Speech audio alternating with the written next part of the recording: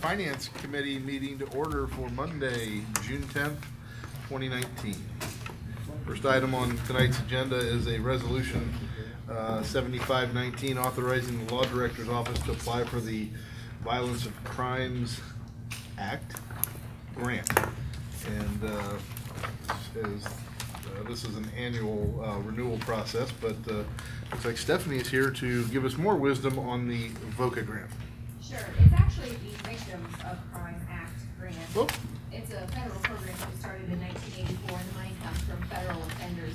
And we are applying for the first time this year. As you're all aware, there was an amendment to the Ohio Constitution known as Marcy's Law, and it has greatly increased the requirements for the city as far as notifying victims, providing them with services before trial, after trial, as well as protection orders, civil protection orders, that kind of thing. So we currently have 3 victim advocates that are provided by the White House to us, but it's rapidly becoming apparent that that's not going to be enough to meet all of the new needs that we're going to have based on Marcy's Law. And the actual text of the law is still in flux, so we're not 100% sure what that's going to be, but we wanted to go ahead and apply to VOCA and see if we could get that money for the future going forward so that we could provide those additional services that we are now constitutionally mandated to provide. Questions? I did not realize this was a new one. Yes, sir. Questions for Stephanie? What's your timing on this? 2 readings. Okay. Yeah, It I needs see. to pass by June 28th. Okay. All right. So we will go 2 readings on 7519. And Holly, will you second that, please? Yes. Thank you. Thank you. Next item I have is Resolution 7619. That's a resolution authorizing the Service Safety Director to advertise for bids for the Memorial Drive Culvert Repair Project. This is coming through water pollution. Mr. Woodyard. Yes, and I think Denise is here to kind of fill us in on everything. Good evening. This culvert is the great big culvert north of Whittier Drive, next to Pier 1, or between Pier 1 and the Hampton Inn, depending on how you do your geography up there. The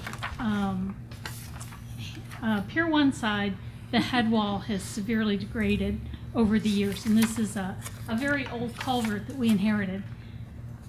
And it's degraded due to salt runoff from the street. So what we'd like to do is we would like to go in and repair that head wall. Part of the culvert has degraded. We're going to repair that. We're going to add some curbing on Memorial Drive to divert the salt water away from it and put it into a paved channel. So Greg would like to get this done this year because it is undermining the guardrail and the pavement. Will this cause any changing in lane assignments or road closing in that area? There will be a small road closing just for construction. Okay.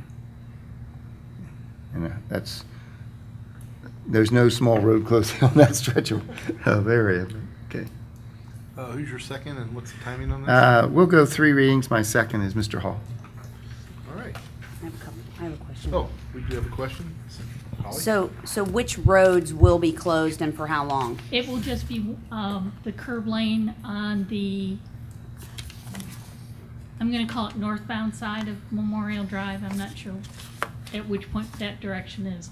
But it'll be on the side with the Pier 1 and the Hampton Inn, and it'll just be the lane closing. Okay. Approximately how long? A week? 2 days? I'm going to say not more than 3 weeks, but we're so weather dependent. Okay. So that's not a minor closing. No, it's But- not. But we can't avoid it, so I understand.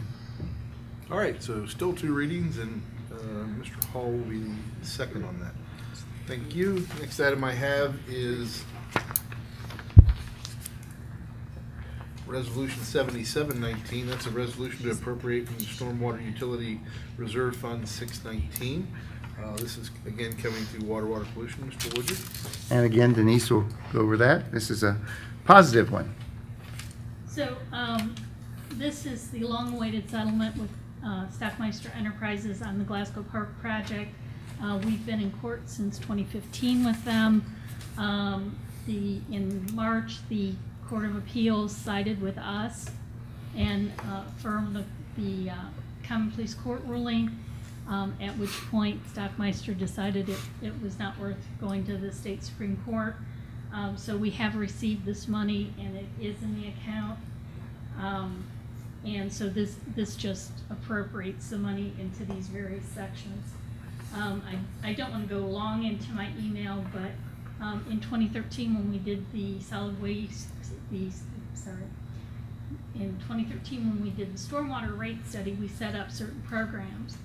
And we were going to put money over the course of the 5 years into those programs.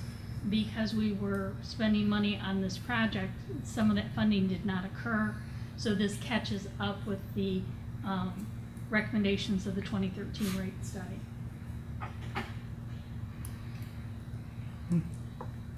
Questions? Mrs. Teener? Yes, I had a question. Of course, a couple questions actually. The retirement, how does that tie in from that? Well, what we said in 2013 was instead of having a big hit when one of the employees retires and we have to make that leave time payout, that we wanted to gradually save the money so that when a retirement came, we'd just dip into that fund. It also serves in bond funding to cover unfunded pension requirements. Okay, but the way I read it, so is it coming out of the winnings of the lawsuit? Because it's a fund within the stormwater reserve. Okay, and the other thing is, you and I discussed it. I know you said you found one email, but I have been trying to go through the old emails from before they changed it this year. You know, we've discussed before about Busby and that. And right now, even Fifth and Busby right now from that project, I mean, it's pretty bad. I mean, should we, really take levy money out to fix those streets when it was part of the Glasgow Park project? Because I recall there was a big gravel pile over by the railroad tracks that trucks kept constantly going to that to use to load, unload. They used Busby. I know they weren't allowed to use Union. There was a reason, I can't remember what that was, but those streets were used a lot by those trucks. Right, and as I said in my email, when the complaint first came in, and I went through my emails all the way back to 2009. Why wasn't on it in 2009? Right. So I just found the one, but both stormwater and engineering looked at it at that time and said, you know, anything with the street was not related to the project. It was just normal wear and tear on the street. And if you look at the pictures that I sent, I mean, you could say it was related to the water line or the gas line, because both of those were had excavated that street too. So one of the big things was the pavement rating after we installed that force main was actually a 63, which is still poor, but it's on the high level of the poor. So the 2014 pavement rating for that street was, for Lancaster streets, really pretty good after that project. So again, we've looked at it and we've decided it really did not relate to the project.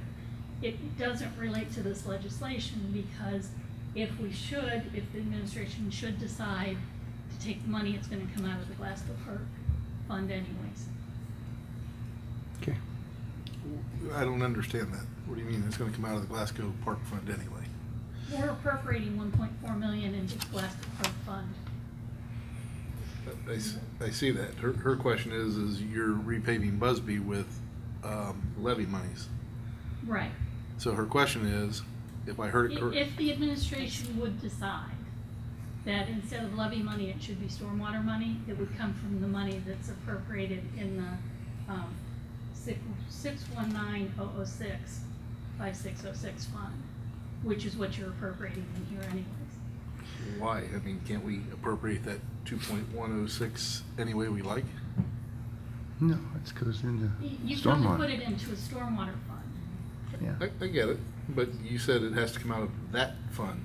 I mean, you've got $200,000 for curbs, $150,000 for wetlands, $25,000 for retirement reserve, and then you have $250 for the RNI Fund 621. So the question is, this is money in, correct? Right. So We wouldn't set up a separate improvement fund for paving Busby. We would take it out of the Glasgow Park project fund. So what you're telling me is if you're paving Busby this year, it's being done through the proceeds of the bond? No, No. no, You're No. telling me, no, you're telling me that Busby Avenue is being paved through this? no. Well, then I just said it both ways, so which way is it? So Busby is part of the 2019 paving project. That's her question, Right. So that's being paid out of the 3 mil money. correct? If the administration would come to me and say, we've decided you're gonna pay for Busby, Mhm. I would write a purchase order on the 619-006, 5606 project. Okay. But let me back up and ask you. So it doesn't affect any of the appropriations. Let me ask you a different question. The $2.1 million we got, were those actual costs or were those actual costs and damages? It was actual cost and damages. There were Okay. liquidated damages involved in that. So how would you break those out? There was- Ballparking. There was a complicated formula that the jury found, and I don't have it on the top of my head. Okay. But we got additional engineering fees, we got additional construction fees, we got legal fees, and then we got liquidated damages. Okay. So part of this is found money, so to speak. Right? Additional money. For And stormwater. suffering. No, yeah, no, I get it. I'm not arguing the fact that we didn't deserve it. But I think the question is why would you, if, I'm just trying to answer her question here. So it's a fair question. But you would say it would come out of, item B on what I have in here, the 1.481, right? That's where it would come from. Well, why wouldn't you, if that money, why couldn't, if we determine that's where they're gonna pay it, why couldn't you take the other, the other monies that you're appropriating and change those amounts to be less to cover those costs? That's my question. We could, but it doesn't matter. What do you mean it doesn't matter? It's just a pot of money. So if you say, okay, we're gonna pay Busby, then I'll take it out of the 1.48 million. Well, what if I told you to take it out of the 25,000 retirement reserve? Well, you could, but at some point in time, I'm gonna put 25,000 back in retirement reserve. I get it. I'm good. I'm just asking. Okay, so we could appropriate this pretty much however we want to, Right. as long as it goes back into Stormwater. stormwater. Correct? Mm-hmm. All right. Now, thank you. Now let me ask you a different question. I'm sorry, Jerry, just hang on a second. I need to ask you one somewhere along the line. Well, go ahead. I'll let you ask if it's specific to where I'm going here, because I'm going to ask a No, different. go ahead and finish yours and then I'll come back. So in a different light, now, let's assume that prior to this project, Busby had been repaved, and there was clearly damage there, and let's don't assume we have a lawsuit. How would we have gotten that fixed? That, I understand, I mean, that, I'm sure that, I saw the pictures, they're not, it's obviously a road that needs paved. You're right, there's a great big, looks like we trenched something right down the middle and put in a water line or a gas line or something like that. But let's assume it was newly paved, maybe 2 years ago. What would we have done had a contractor have torn up the road in that case? Well, first of all, if it was newly paved, you would have told them they couldn't drive on Busby. Oh, well, that's a good answer. I mean, that's not a bad answer. Right. But secondly, we would have looked at it and we would have made any necessary repairs. And we would have made it and basically charged it off to them and made them pay for it? Right. Okay, all right. All right, Jerry, go ahead. No, I get the other point is that in order for us as a council to go along with using stormwater money to pave Busby down the road, I think we clearly have to be able to prove that the damages to Busby were because of that construction. And so I think that's one of the, and so far, the pictures and everything show is, if nothing else, in 2014, Busby was a little better shape than it was in 2012 and 13. Well, that's why I asked the Yeah. question I just asked, because, So- okay, what if we'd already done it? Yeah. And Right. we could prove the fact. I mean, that road Yeah. probably hasn't been paved since 90s. Never, probably. Well, maybe never, maybe originally. Pioneers may have done Yeah, it. yeah, they may have put it. That's, Early 90s. yeah, so that's why I'm asking. It's a fair question. I It's a mean, fair question. so I want to kind of get to the other, are you okay with where we are with the, maybe you are? I just know with there that it was traveled, and I mean, that right there with, Fifth and Busby comes together, it's just like almost, it's just totally damaged, and I don't remember it being like that before those It trucks was. went in and I out. actually- I know, I saw the pictures, but, I went back through the aerials too. mhm. Okay. And you can see it. Well, good. No, I appreciate you kind of laboring through this with me, but it's a fair question, which is why I then took it to the other side and said, okay, what if it had already been paved? What would we have done had we have known there was actual damage? Again, to Jared, your point, kind of hard to prove, right? To your point, it actually looks better after 2014 than it did prior to that. So, And actually, that's one of the reasons why it didn't move up higher on the paving list. Sooner? Because we try to keep the paving away from where we're gonna have projects. sure, no, I get that. Okay. So, And anyone else have any questions after I just hogged all that time? I have one more. Sure. So the 2.1 million that we're getting, you said that includes expenses, legal fees, pain and suffering, or whatever the jury decided to award, liquidated damages. So is that the 2.1, is that the total that we're getting, or are expenses already being, like, reimbursed? No, that's the total, because I'd already paid all of those bills. So we did actually get another $2,000 in additional interest between the date they sent us the first check and the date they sent us the correct check.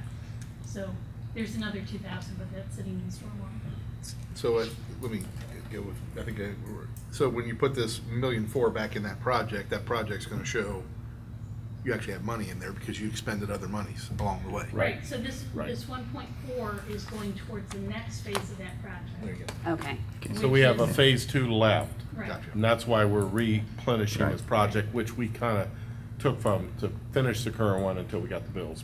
That can- So the 1.4 is going to the Union Mulberry project, which is the next phase of this one, which is Union and Mulberry and that little strip of Ohio west of Brumfield, the ones that you hear the complaints about all the time. And we're waiting for the water department to finish moving water line there. Okay. Further questions? further comment? Sure. Let her go first. Melody? I just want to mention that, that Mohawk was paved and so was Shoshone, and there were all kinds of, contractors' trucks on Lenwood that just was paved last year. So I mean, so it does happen when they have to get to a destination, they do have to travel on other streets. Oh, I get that. Yeah. Mr. Woodard? Yeah, and just another point is, it's Mr. McDaniel's and Mr. Hall and my responsibility on the Water and Water Pollution Committee, along with Denise, to protect that stormwater money, to make sure that it's used for the stormwater, because there are so many projects that we have to do across the city, and very few dollars to do them with, that we have to make sure that we protect that money, and that's why we are careful and don't just go out and pave a street because it'd be nice since we did use it a little. We have to have evidence that we caused the problems. Yeah, you try to use stormwater money to pave streets, and I'm gonna have a conniption. Right. I agree. Yeah.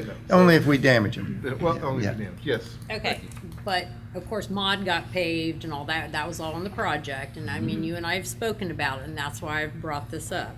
Because, you know, you had said, oh, we'll wait until the the lawsuit, and then it was the appeal, and then we'll discuss it then. So not one time did you say it wasn't gonna be used for it, so that's why I'm questioning it. Well, So that's why I was questioning it. and if it hadn't been picked for paving, we probably would have looked at it differently too, but it had already been picked for paving with those other streets. Using the other money. Yeah. Streets. Okay.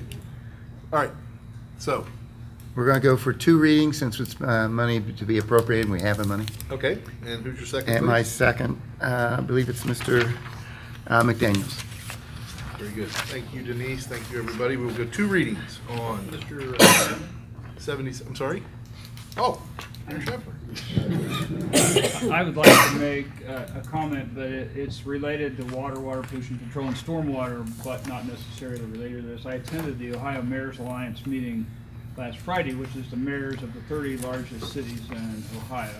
And I never cease to come away being amazed from those meetings when you get to hear the tales from other cities, and especially in the area of water pollution control and stormwater. We are one of the few of the 30 largest cities that isn't under a federal consent decree from the federal EPA, who dictates what those cities have to do and where they have to spend their money. And we're talking hundreds of millions of dollars. And I know I've heard some complaints about our rates are a little high compared to other cities, but we are out ahead of the game, and we have done the work already that these other cities are just starting to get hit with huge levies for things the federal EPA thinks they ought to do, rather than what they think they ought to do.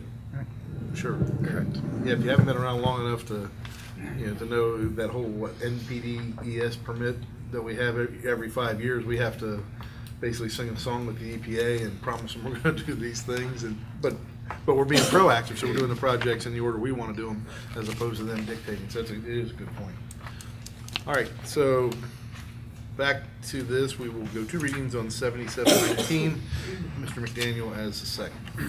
Next item I have is ordinance 919. That's an ordinance to repeal and replace chapter 187, the motor vehicle license tax. This is coming to Public Works. Mr. Schoonover.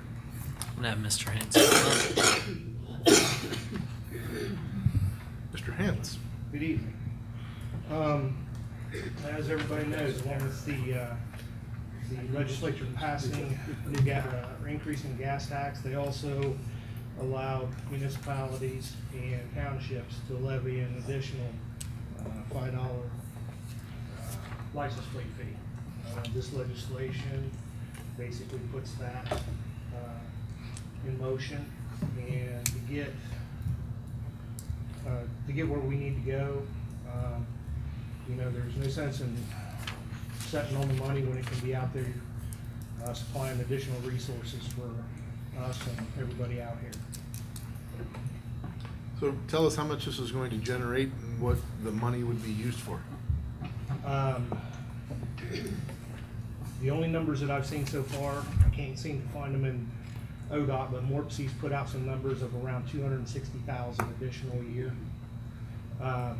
Basically, it's going to go towards the resources, additional resources for repair, maintenance, and rehabilitation, just like the new gas tax money is. We're going to be putting more resources out on the street in about every conceivable way we can. So paving, it's paving, maintenance, crack sealing, just about anything that needs to happen on the streets we're going to be moving forward with. Questions for Mr. Hens? Mr. Schoonover, what's your pleasure here? They need this done by the end of the month, so we're gonna ask for 2 readings. And Okay, then and your second? my second would be Miss Bobbitt, if she's willing. Yes, Greg, when was the last time this was raised? 1998. Wow. So there was one in 1996 and there was one in 1998. They were put into chapter 183 originally, it was changed to chapter 187 last year.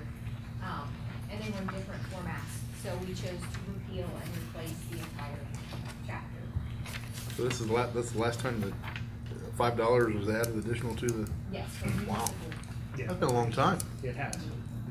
So every dollar we get in, you know, it's gonna be that much more we're gonna be able to put out, so. Okay. Mr. Chairman. Mr. McDaniel? Just a quick, it says additional $5. We're already charging this fee, are we not? I believe we're levying 10 now, Right. so this will make a So- total of 15 If we're repealing and replacing that, still leaves the 10 in place and we're, okay. from my understanding, yes. It does, the way we wrote the legislation, it's an additional tax on top. Okay, I was just concerned with the repeal and replace. It's just Right. this particular section we're talking about. It doesn't affect the other? We're repealing and replacing the entire chapter to make all of the language consistent, and each of the individual levies have in there that they are in addition to Okay, the other two levies. understood. And Thank you. They indicate that they are they're continual fees until they are repealed. Right, okay, thank you. And I suspect every municipality is doing this very same thing. Many of them have already. The City of Columbus just put theirs in 3 or 4 weeks ago.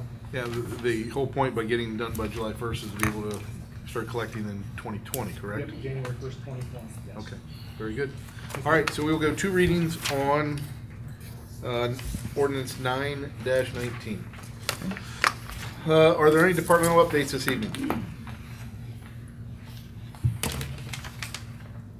What about 1019? That's, Mr. Rule's gonna take care of that one, I think. Okay. That's Mrs. Downhour. So I have a question for Denise, just as a follow-up. March 11th, you guys gave a presentation on the flood areas of concern. And in that meeting, or after that presentation, one of the questions that I asked was where we were with a 3 or 5 year plan, because you guys have been forced to be more reactive. So what's the plan to become proactive from the standpoint of, you know, we know that replacing and repairing the sewers are very expensive. So what is the plan to come up with a 3 to 5 year plan to address the older sewers and getting them fixed rather than waiting until one caves in? And I haven't seen anything come across since March, since I asked that question. So I just wanted to follow up. I apologize, I didn't know you were waiting for something. As part of the long-term control plan, our funds are all committed.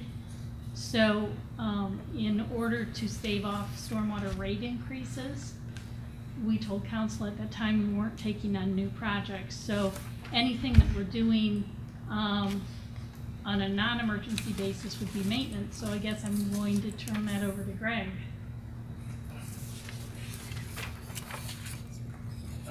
We are in the process of starting to put forward some underground inspections. I don't want to say this, I get a little hesitant when we start putting cameras in pipes for the simple fact that we don't have enough money to cover what I'm going to find. So if we find it, you know, we've got, it's a similar situation to Pioneer Alley. When we had a small sinkhole show itself, well, by the time we got in, got repaired, it was just because of the way we had to repair it, and experience that we've got, we went ahead and cambered the line. And that is the reason about why we're digging that line today. That line was in very bad shape. There was another cavity about 60 feet, I'm gonna call it south of the one we fixed, that you could, when we were running cameras through the line, you could look up and see the bottom of the road or the alleyway.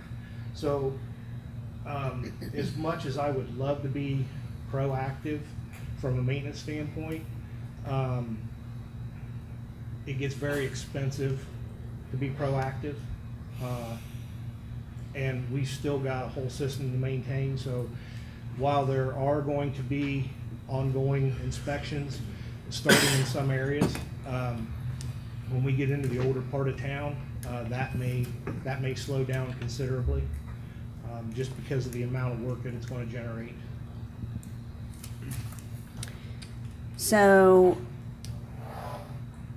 thank you for that answer. Okay. I think my concern is that we have a financial situation as far as the city is concerned. It's something that we've been talking about. And if we don't know what's out there, then how do we know what to plan for? How can you, I mean, is it really more expensive to be proactive versus having a huge expense reactively when something happens? You know, I understand where you're going. I do. I've done this long enough to know that as soon as I start into these pipes, you're not talking thousands or hundreds of thousands, you're talking millions of dollars. And I know I don't have it, and That's kind of my my niece point. doesn't have it, you know. So, but if we find it, we have to fix it, because if we know it's there and something happens and somebody gets hurt or killed, God forbid, you know, we've got a liability involved, you know, and that's kind of the situation we're in. We fix what we know is there because we know it's bad, but we're still trying to maintain everything else. And as you know, sinkholes, wet years like this spring are perfect examples of sinkhole repairs. We've done, I don't know the exact number, but I know it's over 20 sinkholes we've done so far this year, just because of the pressurization. You know, the system gets supercharged, pushes water outside the pipe in places where it can get out, and then brings silt and so on and so forth back into the pipe. So after so many times, then that creates voids and so on and so forth. So, you know, I'm a little hesitant to be extremely proactive. I mean, I can do that if that's what council wants, but I just want to give you a warning that it can create a tsunami of cost. Well, I have, Mr. Martin. So, how many millions of dollars do we want to spend? Across the country, every city is facing infrastructure difficulties. I do think Greg is addressing stormwater. We have a water pollution control sewer department aging infrastructure.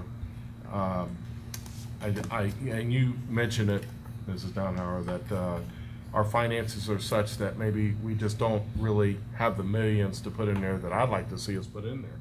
But I mean, I think we have a really great city. I really do. There's always things. I see more things than probably any of you see, and department heads see things in their own.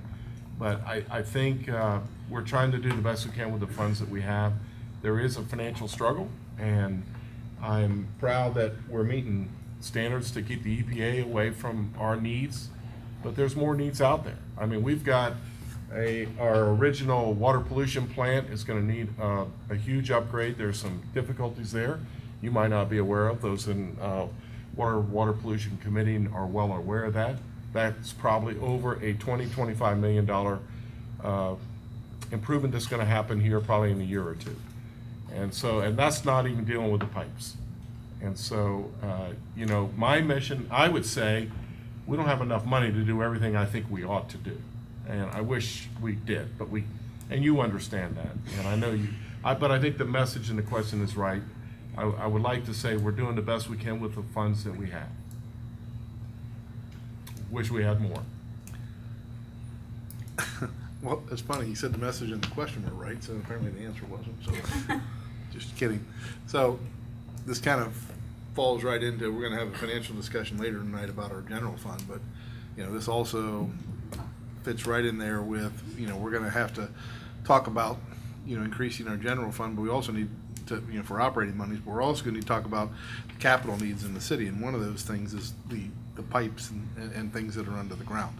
As well as, you know, renovation or relocation of fire station, the renovation and relocation of swimming pools and splash parks and baseball diamonds and City Hall. You know, there's no lack of need for capital monies.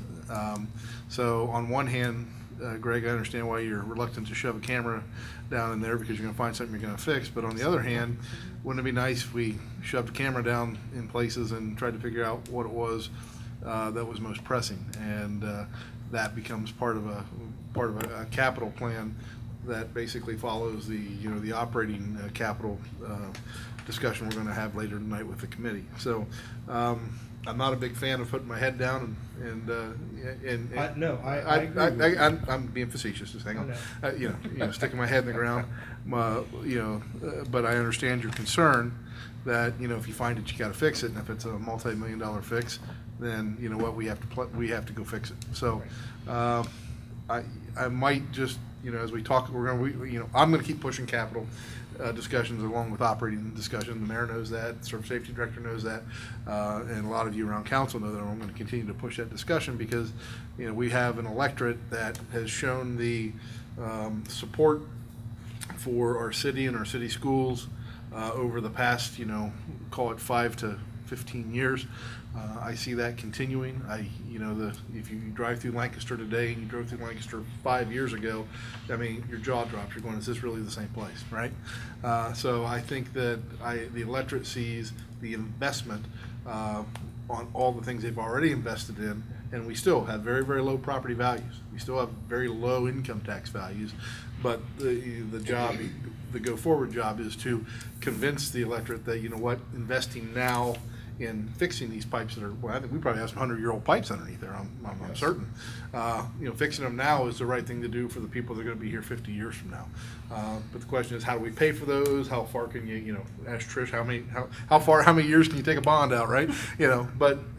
No, I understand, and I see the direction you're coming, but from the direction I'm coming, I need to have maybe a more in-depth discussion with the administration and the law director's office to see what our liability will be going forward if we find,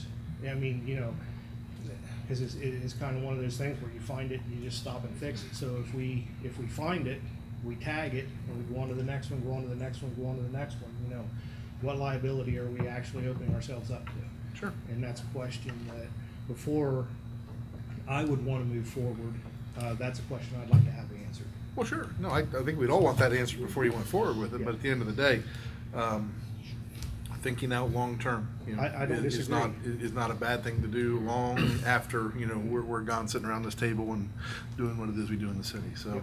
I think it was a really good question. Thanks for taking it where you took it, and then it fits nicely into kind of the discussion we'll have a little bit later on tonight. So, and I appreciate your candor, Craig. I know I understand your concerns. So, Okay, perfect. thank you. Thank you. All right, any other departmental updates? Seeing no one running to the microphone, let's defer to President Uhl for tonight's meeting prep. Thank you. We do have one ordinance tonight, temporary ordinance 1019, that allows the Service Safety Director to accept approximately 21 acres of property in Greenfield Township. This coming out of service. Ms. Bobbitt, we're running behind. Please, as quickly as possible. I'll talk real quick. Thank you. Dr. Roll. Mike Clerk, can you come up and explain this to the, all of council and then our listeners? Real quick, this is a piece of property that's been in the works, the Bowers property, for long before I ever got to the city of Lancaster. So 5, 6, 7 years. Merrill was in the process of deeding this property to the city of Lancaster. He passed before that came to fruition. So now that the estate is almost settled, the property, here it is in front of us, and Stephanie, the law director's office, has been working on the logistics. And we're gonna go 3 readings, right? Yes. Who's your second, Ms. Bobbitt? Ms. Tina. So 3 readings on temporary ordinance 1019 with Thank Ms. you. Teener seconding. Anyone have questions? Yes, Mr. Is Groff. this currently within the city limits, or does it need to be annexed? It is not, and it does not need to be annexed. Okay, because my next question, if we were intending to annex this, are there any cemeteries located on it where we've gotten in trouble before? There are not. The Parks Department paid for a title search, and the title search came back clean. I believe it was a 70-year, but it may have even been a 90-year title search. And there was absolutely nothing of concern in the title search. And we do not intend to annex it right now. Okay. Thank you. You're welcome. Anyone else have questions or comments on 1019? If not, then that concludes our meeting prep, and I'll toss it back to the chairman. Any other items for finance? Why wouldn't we annex? Seeing none, I'll entertain a motion to adjourn. So moved. Second, we are adjourned. The regular meeting of Lancaster City Council will begin at 6:45. There is no place like Lancaster, Ohio and Fairfield County, and like you, I am proud to call them home. As a longtime resident of Lancaster and graduate of Lancaster High School, this community is important to me, and I want to provide superior customer service, professionalism, integrity, and honesty at the Connor Insurance Agency. I am committed to supporting local programs and projects through my volunteer work and board membership with several organizations. It has been a great honor to work with all the first responders throughout Lancaster, Fairfield County, and the state of Ohio to put on Kids and Cops Day, to be a part of Shop with a Cop alongside the Lancaster Police Department and JFS, and to help Lancaster Public Education Foundation raise funds to support our local public schools and teachers. These men and women work hard to protect and support our community, and I would like to take this moment to say thank you for all they do. My goal as a business owner and insurance agent is to provide my clients with the most appropriate services and coverage for their needs at a competitive rate. As an independent agent, I have several carriers to choose from so I can customize your insurance coverage to fit your needs and desires. I strive to make sure there are no gaps in your coverage that could be harmful, and just as important, that you are not overinsured. I look forward to serving your insurance needs now and in the future. At Connor Insurance, we are here to serve you by protecting what is important to you. Please contact my office at 740-654-2848 for a full list of services and carriers, or visit my website, ConnorInsuranceAgency.com.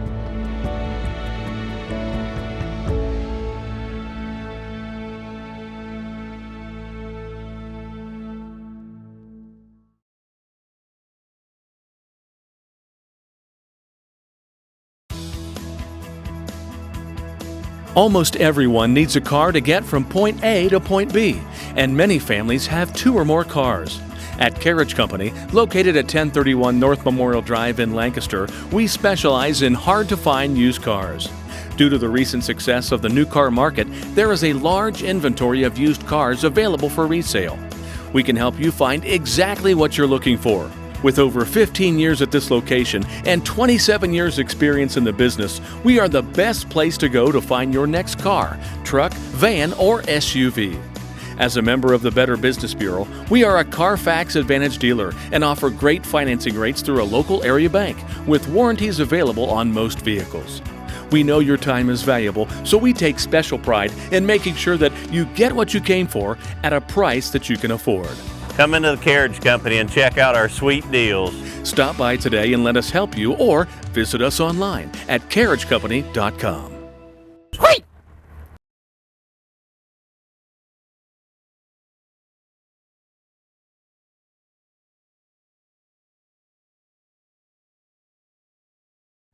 The Frank E. Smith Funeral Home and Crematory in Lancaster and the Johnson Smith Funeral Home in Baltimore have a long and wonderful history of serving our community.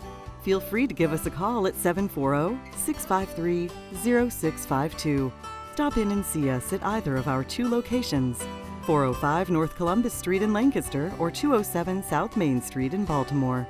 Respect for tradition, regard for change.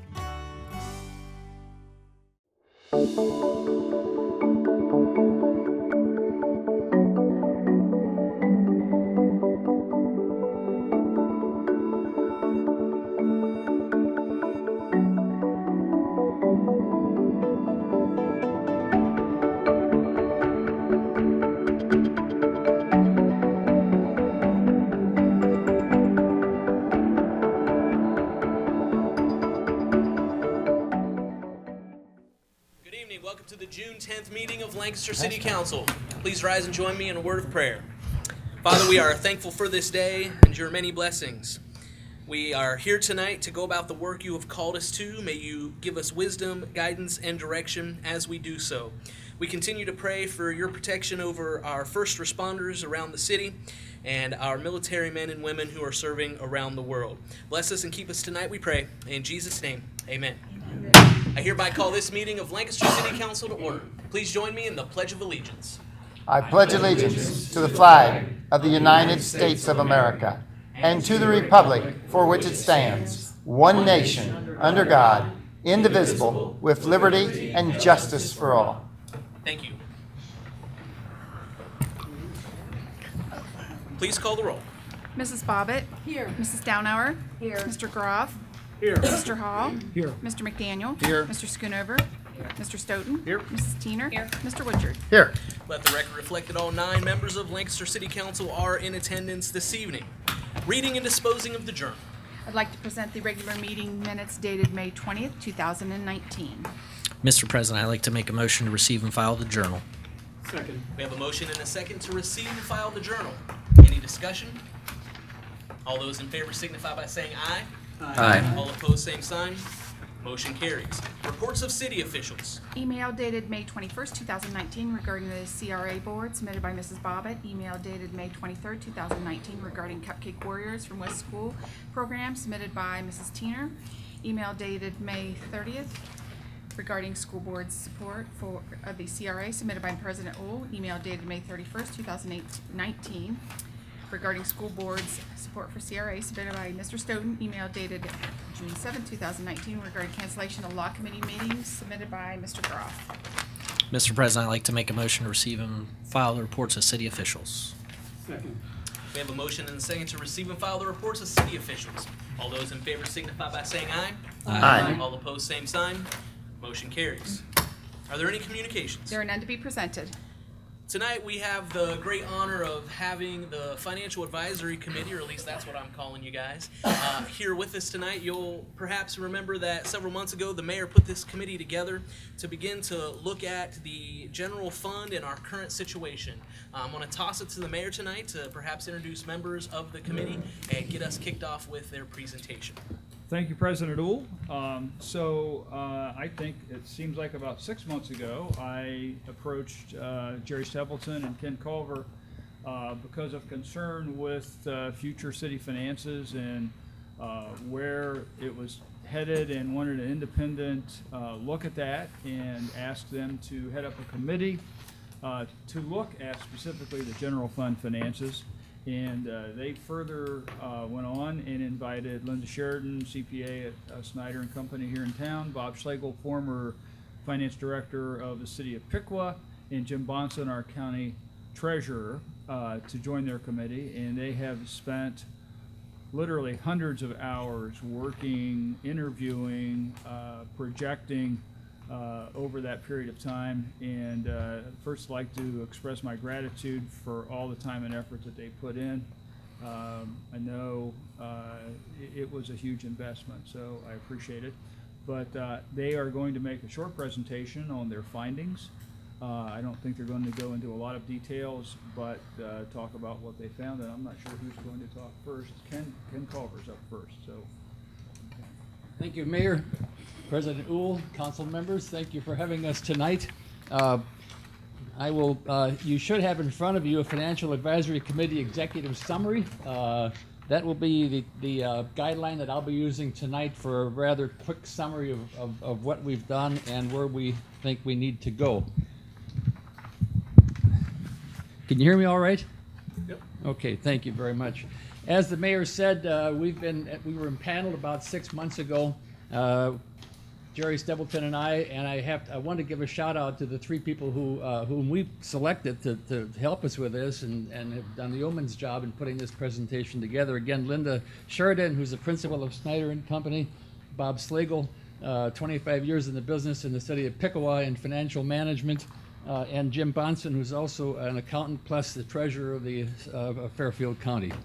In the course of the past 6 months, we met essentially every other week as a group, plus many smaller meetings, phone calls, emails, and individual meetings with various city officials. Chairman Tom Stoughton of the Finance Committee, of course, the mayor, Bob Wolfinger, the treasurer, Trish Nettles, the auditor. Met also with Chief Pillar, the police chief Pillar, Fire Chief Dave Ward. We had an opportunity also to meet with the Parks folks, Mike Tharp and Kerry Woody, who's president of the commission, because they have a ballot issue that they wanted to advise us of. In addition to that, we met with Mike Pettit, who is the economic development director, as you know, and Andrew Yost, tax commissioner. So those are the city resource people that we used. Our methodology, and I'm going to read this because it's important that you understand where we were coming from. We reviewed general fund history of revenues and expenditures for the past 10 years to create a template of anticipated revenue and expenditures for the coming 10 years. We calculated a beginning carryover balance at December 31st, 2019 of approximately $4 million, and it's our understanding that that is the desired carryover balance each year to meet anticipated financial needs, expenses for the first 30 days of the year, to also have money for unanticipated expenses, and to ensure high credit rating for our various bonds. We calculated an estimated carryover balance for each year based on the net of revenue and expenses for each scenario. So that $4 million is a key number that we honed in on. Each year we want to end the year with a $4 million balance for the reasons that I mentioned.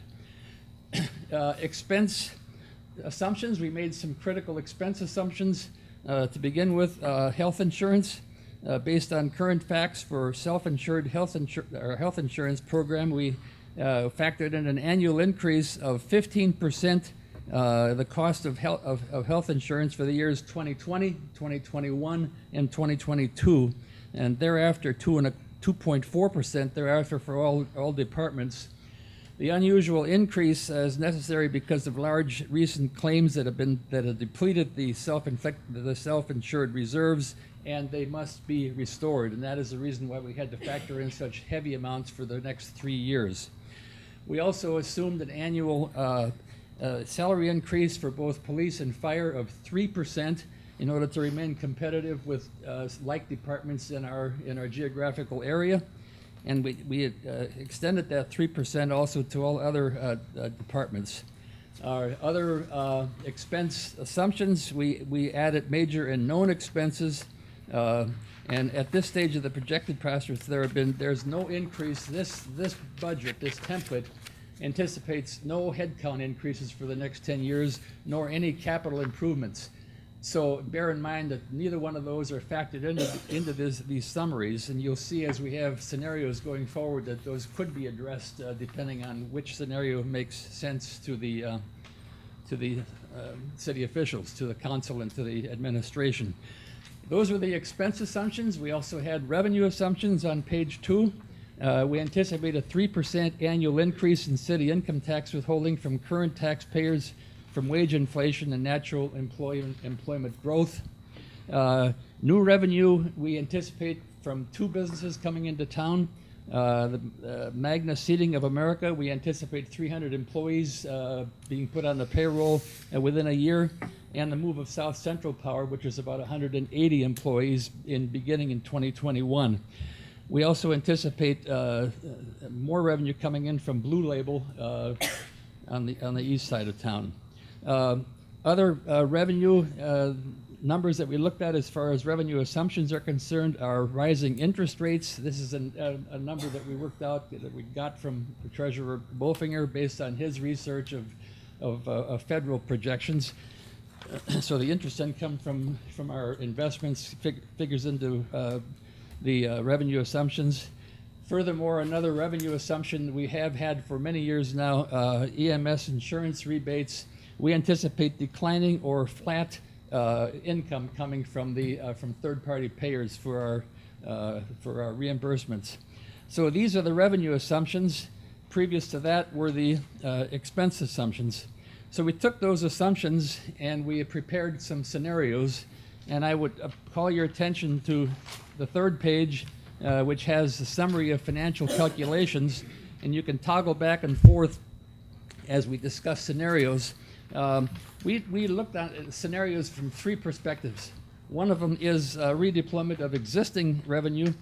Secondly, increased revenue through taxes or levies. And thirdly, cost-cutting measures. With regard to redeployment of existing revenue, we looked at the possibility of using the $400,000 or so of interest income that is generated and placed into the various enterprise department funds. Under the Ohio Revised Code, we are allowed to use that money for general fund purposes, But in studying it and thinking it over and in discussing it with city officials, it did not make sense for that to be a viable option, because to take that money would put our bond ratings at risk. And so we ourselves rejected that notion, but we thought that it was important for you to know that we looked at every possible revenue source before we had to look at the possibility of looking at tax increases. The second revenue source from redeployment of existing revenue would be rolling back the income tax, the commuter tax credit, which is now 1%. We looked at rolling that back over a 5-year period, 0.2% each year for the next 5 years. Again, bear in mind that our objective is to always have $4 million left over at the end of the year. So if you look at the various scenarios, you'll see number one option, of course, is to do nothing. And to do nothing, if you look at the chart on page 3 at the very top, if we do nothing, make no changes whatsoever, we will not maintain that $4 million level past 2020, and so we'll be out of compliance with our bond covenants. And so, and at the end of the 10 years, we'll be about $6 million in arrears if we do nothing. Again, we thought the $400,000 idea was worth looking at, but we rejected it for the reasons that I mentioned. Again, eliminating the commuter tax credit is always an option, though certainly not a popular one. Our job is not to make that decision. Our job is to present it as an option to you. Beyond that, beyond redeployment of existing revenue, we have 5 different scenarios listed as ways that we could reach those objectives. Scenario number 2, a 0.10% income tax increase, raising the rate from 1.75 to 1.85. This would bring us into would roughly take us about 6 years to get that $4 million figure in place. As you see, 2027. At the end of the 10-year period, we would have a balance of $5.7 million, but it would take us about 6 years to get there. So that would be perhaps under a bare bones possibility. If you look at the other scenarios, we thought at length about whether it would make more sense to have an income tax increase proposal or a millage on property. And so we've laid out 3 different proposals there. Proposal 3, 2-mil property tax only. You'll see the number there. Comes out roughly to what a 0.10% income tax increase would do. Scenario 4, 2-mil property tax with a 0.10% tax increase. Scenario 5, you can read it there, 3 mills with a 0.10. You can see the numbers going up in each scenario. Lastly, a 0.25% income tax increase, no revenue, no millage, but just income tax. And that would generate all of those, the last 2 scenarios would get us our $4 million objective goal beginning in 2022 and would generate considerable amount of money over the next 10 years. That money, should those scenarios be considered, that would be you could be looking at capital improvements then with that scenario. That again would be your call. Lastly, suppose none of those make sense. The last objective, perhaps at least on the sheet, is a cost-cutting measures. And so we looked, there are various ways you could look at cost-cutting. We looked at a 2-year pay freeze in 2022 and 2023. Again, that would barely get us there in 10 years and would put us out of compliance for the next 10 years or so as far as our $4 million bogey. We don't think that that's a very good idea, because that would put us in an unfavorable position as far as recruiting is concerned. But bear in mind that that has to be something that needs to be looked at. And so it was one of the 3 factors, the 3 areas we looked at. Again, 1 being redeployment of existing revenue, 2 being a tax or levy increase, and 3 being cost-cutting measures. That is, in a nutshell, what we've come up with.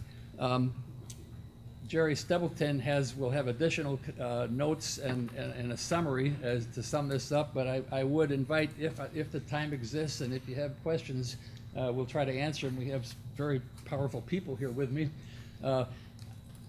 Also, of course, we've spent about 5 months doing this, so there's a lot of numbers, and so there's a lot for you to process. This is just kind of a beginning right now for you. The basic template, the 10-year template, is something that we presented to the mayor and to city officials, and that's something that can be looked at and studied in the months and weeks ahead. It's worth noting that we think that the city has a year to figure this out, that $4 million figure is going to be in place at the end of 2019, meaning that you would have 2020 to work out the details before you need to go make some kind of a decision. Not that you want to wait that long, but that it's not imminent in the next month or two. So that's our basic statement. Again, we'll try to answer questions if you have any. If not, Mr. Stubbleton, Jerry, co-chair, has some summary remarks and some conclusions. Well, let's pause right here then, and thank you, Mr. Culver, for your report and the report of the committee. Does anyone have any questions that they'd like to ask at this particular time? Ms. Bobbitt. Just have a comment. Ken, in regards to you saying that we have time, but you are trying to get a levy passed, so that you might, as levies go, you might need to put it forth one time. If it doesn't pass, then again. Fair enough. Fair enough. I would say to you that that's true, but we have to, I think, acknowledge or make clear that we do see that we've got enough money to take us through another year. Okay. And that it may be very likely to be that the wisdom of council is, knowing that, we want to get started now and go forward in case it does fail. Thank you. If that's the way you go. Thank you. Other questions? Mr. Woodger. I don't expect an answer at this point, but at some point down the road, does your committee have one of these scenarios that they will end up recommending? I'm going to delay an answer on that, Jerry, until Jerry Stubbleton's going to have a summary comment about that. Okay. Thank you. Thank you. Thank you, Mr. Woodger. Other questions at this particular point? Okay, if not, then we can turn it over to Mr. Stubbleton. And again, Mr. Culver, you have our thanks. Thank you, Ken, Mr. Mayor, and members of council. Ken did a good job, and I can't begin to stress to you how much time these three people put down in the detail of what was going on, and spent with members of council, members of the executives of the city, and it's been a long and arduous task, and so we want you to understand some things that we did or did not do, and we do or did not and will not do. All the calculations that have been made and that are reflected in those charts was based on information obtained from the employees of the city and were not presumptions or assumptions by this committee.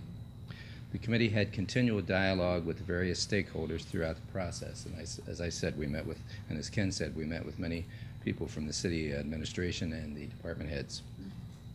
The calculations were based on information currently known as of this date of this report. Obviously, we can't project the interest rates on bonds, what's going to happen with the federal government that set the bond rates, and so we can't base it on anything except a projection that we had from Mr. Wolfinger on what he thought based upon what the Federal Reserve was saying now. Fluctuations in interest rates and healthcare costs have been estimated as the best that the current knowledge will allow. We were sitting in a meeting a couple of months ago, and we were in the middle of our Friday morning meeting, and we get a call from the mayor. And the mayor says, hey, the healthcare costs are going to be 15% increases for the next 3 years, so you need to factor that into your thinking. Well, we certainly hadn't factored that into our thinking at that point because nobody would predict that. But apparently the city has had a lot of expenses in healthcare costs and with several cases that have drained the resources. So we factored that in. Future economic growth was anticipated, but not beyond a 3% inflationary assumption, unless based upon current known events that will happen in the future. And so we used the two new companies that are coming to town and their employment numbers and the rates of taxes which will be applied and how much revenue those would produce. The committee has not addressed any capital needs planning nor additional staffing needs. These items are the function of the respective committees of council and council as a whole, and should be done as a part of your ongoing planning and phases of development for the city of Lancaster and the needs for the city, including firehouses and repairs to City Hall and the things that you were talking about in the council of the whole session. It's a big number, but we didn't try to do any projections on that. Revenue and expenses presented are based on a forecasting model which has been reviewed in detail with members of the administration and the council's finance committee. Actual results are expected to actually vary, so we may not have exactly the right number for each of these numbers that we showed in this chart, but that's the assumption that we made. Based on the assumptions we made, that's what you would get. If we have a stronger economy and you get more tax revenue, that would help you, but that's the best we can do at this time. It's not a guarantee or a prediction of future results, but it does provide City Council with meaningful information in developing its strategic plans.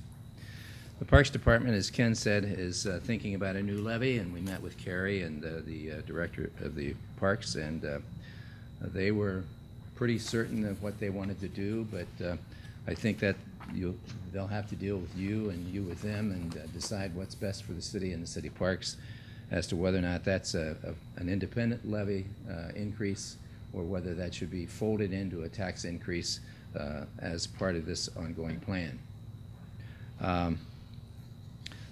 So it's been an honor and a privilege for me and Ken to do this, and for the members of our committee and to undertake this project. You know, I served on council, so I know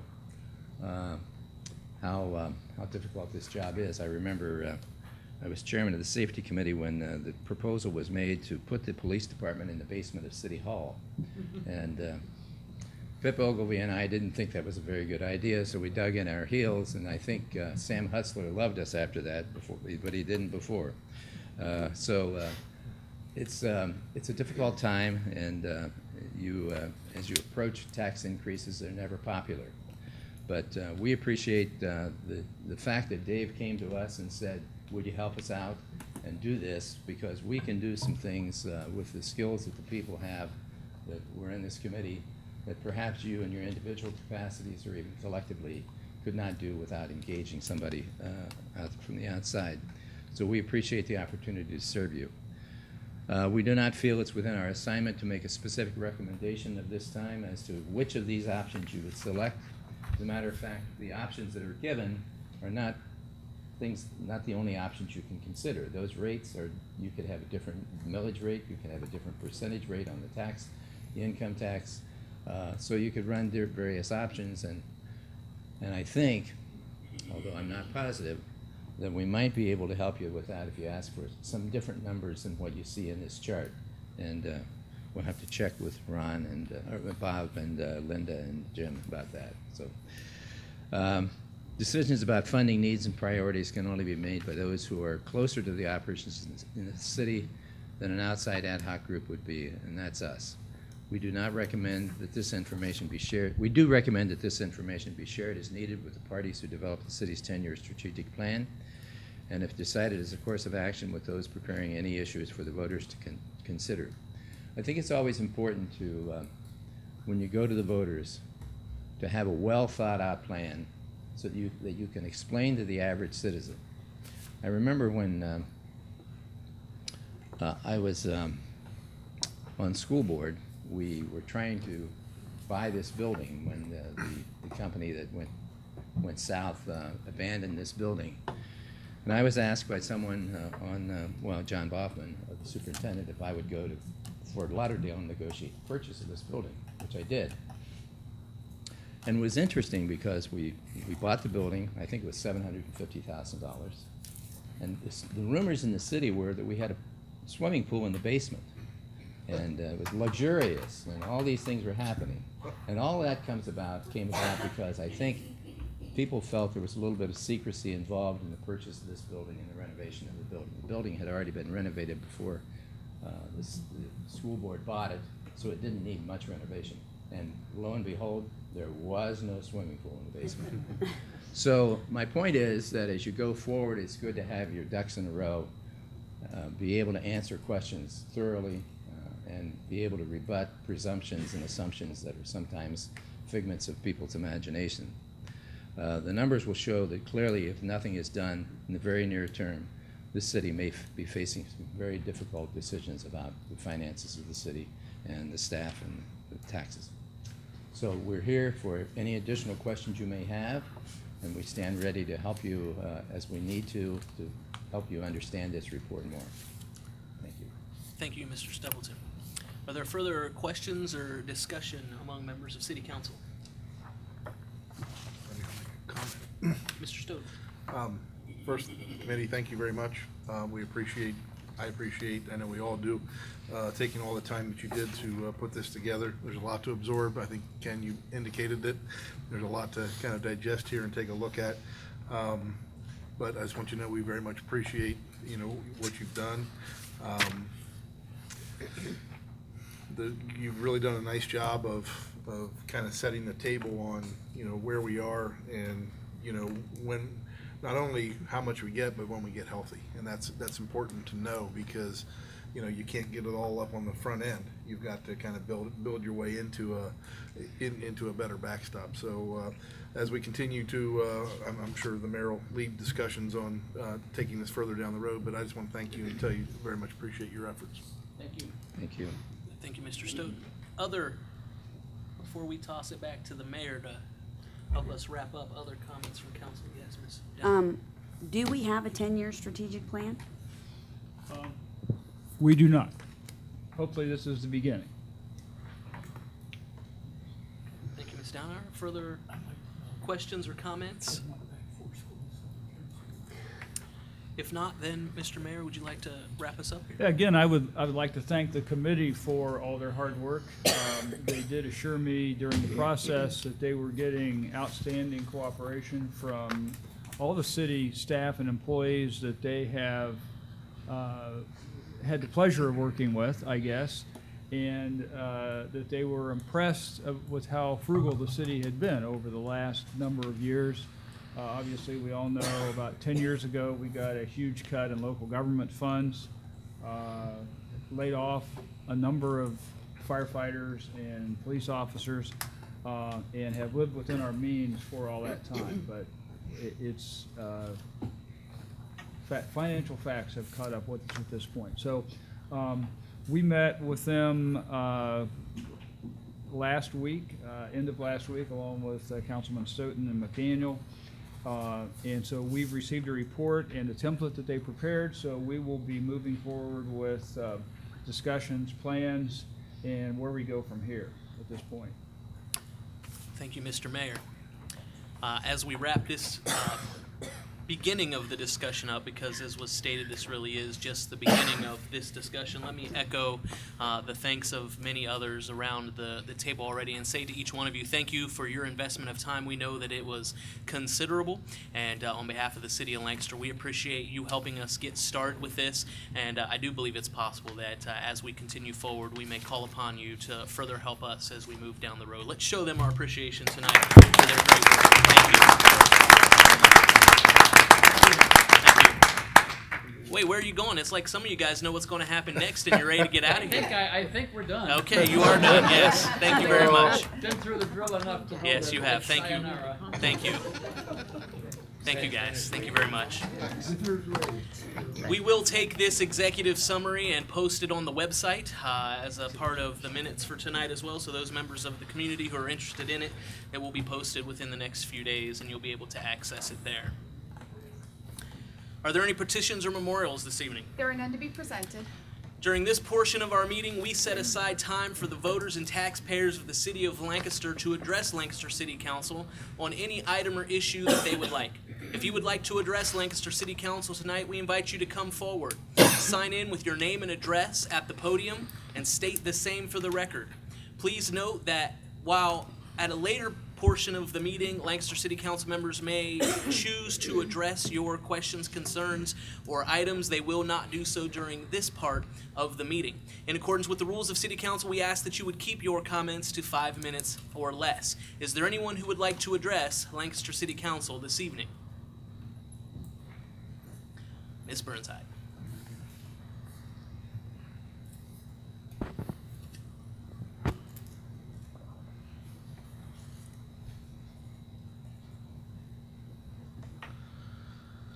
Good evening. My name is Diane Wogan Burnside. I reside on Quail Meadows Drive in Lancaster. And I come before council this evening to discuss temporary resolution 66-19. And I do believe you will be voting on this resolution this evening. I have again read the Economics Committee meeting minutes regarding this resolution.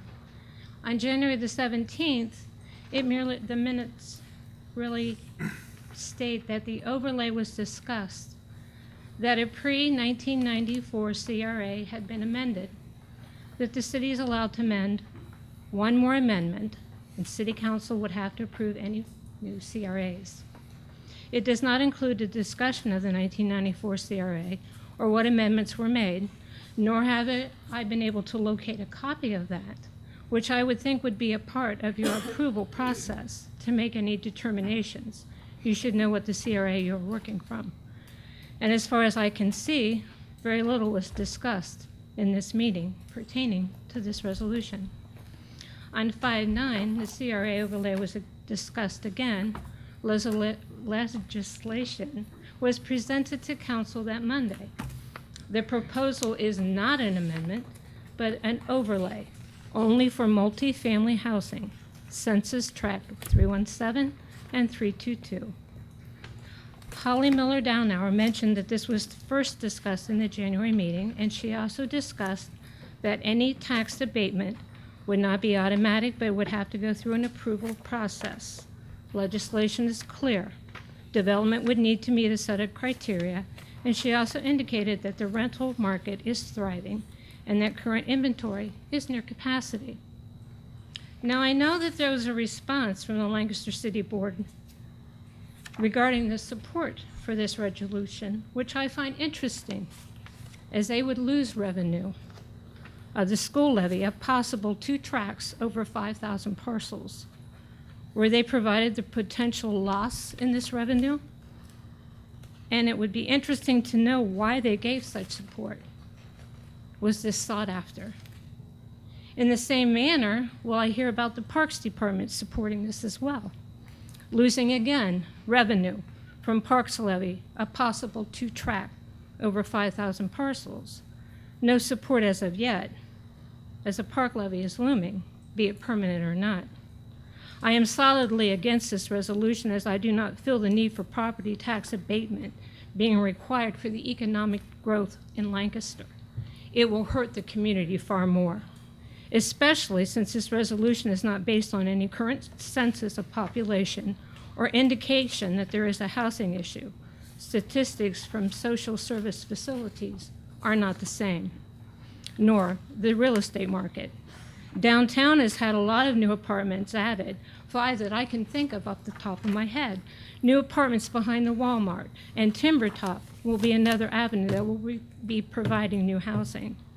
And I would also like to add, with no offense intended, with the real estate and financial ties that Holly Miller Downhour has, and has mentioned knowledge from them, I feel it would be a conflict of interest if she were to participate in the vote of this resolution.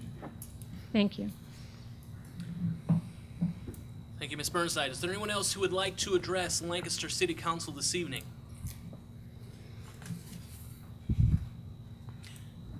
Ms. Everett.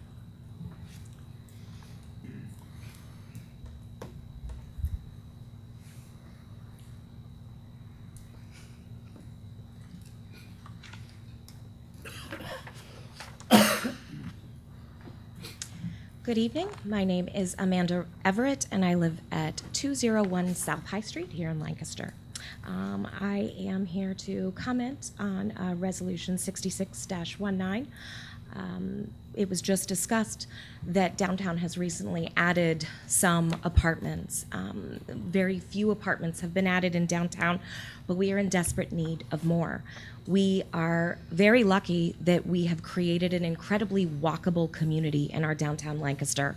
We have created an area that many people want to come to and live in. Lancaster is a thriving community, and we know from the statistics that we're getting from the Mid-Ohio Regional Planning Commission, we are going to experience nothing but further growth in the future. We also know that this revitalization that we're experiencing can't always last forever, and that there will be an economic downturn. And one of the ways that we can recession-proof our downtown is by creating more housing. We currently do not have enough housing in our downtown. We have a waiting list for apartments and for market rate housing. It's like that all over Lancaster. And when I'm discussing housing with companies that are coming in like Magna, we're concerned that there isn't enough housing for all of these jobs that we're creating. We need to be able to make sure that we can keep up with that growth. That Gateway site where Lancaster Glass existed, it sat empty and for sale for years. We all know how long it has sat empty. We need to inspire investment. We need more housing in our downtown and in Lancaster. Thank you, Ms. Everett. Is there anyone else who would like to address Lancaster City Council tonight?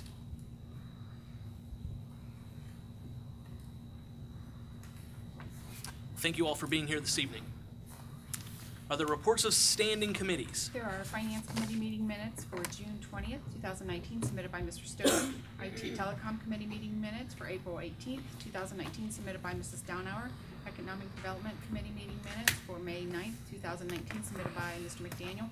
And finally, Law Committee meeting minutes for April 10th, 2019, submitted by Mr. Groff.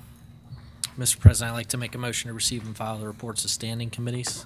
Second. We have a motion and a second to receive and file the reports of standing committees. All those in favor signify by saying aye. Aye. Aye. All opposed, same sign. Motion carries. Are there reports of special committees? There are none to be presented. We have no public hearings scheduled for this evening, so we'll move to the reading of resolutions, beginning with the third reading of temporary resolution 66-19. A resolution establishing the Community Reinvestment Area 3 and authorizing real property tax exemptions up to 100% up to 15 years on the construction of new residential units as established by Section 3735.65 through 3735.70 of the Ohio Revised Code. Offered by Mr. McDaniel, second by Mrs. Downhour. Mr. McDaniel. Mr. President, I'd like to make a motion that council pass, engross, and enter upon the written record resolution temporarily numbered 66-19. Second. We have a motion and a second to pass, engross, and enter upon the written record temporary resolution 66-19. Discussion, Mr. McDaniel. Yes, I know many of my fellow council members have questions and opinions on this particular piece of legislation, and I expect to have a robust discussion here. Very good, thank you, and we'll not count that as your one opportunity to address this before anyone else has, in case you want to hop in. We will open the floor then for discussion and debate. Who would like to discuss this resolution? Mr. Groff. Yes. Just to give just a couple lines of background here, Community Reinvestment Area is defined as a program benefiting property owners who renovate existing and construct new buildings. The program was set up to permit municipalities and counties to designate areas where investment has been discouraged. The Ohio Development Services Agency, ODSA, is supposed to confirm that the locally designated CRA area contains the characteristics required by Ohio law for a CRA. The ODSA confirms the area, real property exemptions, qualifying projects may be approved by the city. The city must undertake a housing survey of structures within the area, composed as a CRA. While a short summary accompanies this legislation, did our median household income actually increase by $12,700 in the past 2 years, as shown by this survey? Doesn't this show a good economy today? The housing survey states its purpose is to encourage development of housing alternatives compatible with demographic trends, specifically stated as over 65 and under 35 age group. Also specifically, the survey states for multifamily, mixed use, mixed age, mixed income, and walkable, said to not currently be available in this area. Yet the study shows 534 vacant units also request walkable. If you looked at the map provided, will people walk downtown from areas as far as Cedar Avenue, West Fair, River Valley Boulevard, or from South Ewing Street or even East School? I know I've certainly heard the complaints over the last few years with the parking issues and everything about people didn't want to walk a block. So why is this so spread out? Councilman Stoughton's email to council dated May 31st says he intends to support the CRA due to a clear need for rental units for the lower income segment of our population. I seem to have missed something here because the survey does not state low income housing, but general residential. Never got that. But general residential construction of mixed age and mixed income. Mr. Stoughton goes on to say, aside from being concerned about which developer gets the tax credits, note the CRA does not mention that this is for a specific developer, though a specific property was mentioned by the city administration. And as I was told, the same property, talking about the East School property, was perhaps the only one mentioned to the Board of Education as opposed to the full scope of this CRA. I do believe that it would be illegal to limit this CRA legislation to a single developer or to a single qualifying property within the defined area of this CRA. Thus, without bias, the exposure could include a multitude of properties. As it's been stated, there's more than 5,000 parcels in this defined area. Now, by no means do I expect that it's going to be anywhere near that number, but even 2 or 3 dozen could have a huge impact on property taxes. Also, the results of the survey must support the finding that the area is one in which housing facilities are located and that new construction and renovation is discouraged. I'm not sure where I saw the results on that from any survey. The local legislation creating the CRA must contain a statement of finding that the area included in the description is one in which housing facilities or structures of historical significance are located, and new housing construction and repair existing facilities or structures are discouraged. Since downtown is the primary area of the CRA, which contains housing facilities and or structures of historical significance, how can anyone state that new housing and repair of existing facilities have been discouraged?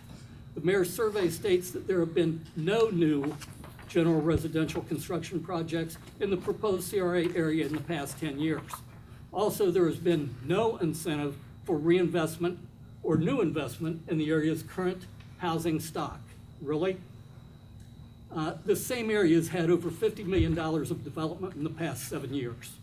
The multi-million-dollar restoration of the Mid-Off, containing new housing, the $1 million plus restoration and development of Ale House, the current renovation planned at 4 Reasons Deli, which includes housing, the existing an extensive renovation of the historic Bodenheimer Mayor House in downtown, which includes housing, the renovation and event center of the old mill on South Broad Street within the CRA also includes housing, the Risch Building on East Main Street, which included housing, the former Shaw Downtown Hotel currently being renovated into housing, and the expenditure of almost $3 million by the city for the demolition and environmental cleanup of the Lancaster glass site, sometimes referred to as the Gateway site. Mr. Groff, I'm going to ask that you yield the floor. Per the rules of council, each council member has the opportunity to speak for 5 minutes on any one particular issue. Mr. President. Mr. Groff, you will yield the floor. If you'd like to challenge Mr. President. Mr. Groff, you will yield the floor. If you'd like to challenge the decision of the chair, Point of order. you will do so unsuccessfully. Point of order. Mr. Groff. We do not have a council rule of 5 minutes. That is for the general public. I would Therefore, refer we go you- to Robert's rules. I would Robert's refer rules you- on page 46 says 10 minutes. Mr. Groff, please refer to chapter 111.10 of the Rules of Council, which specifically state that members of council may speak only once to a particular item until everyone has had opportunity to do so, and may then only speak for 5 minutes without yielding the floor.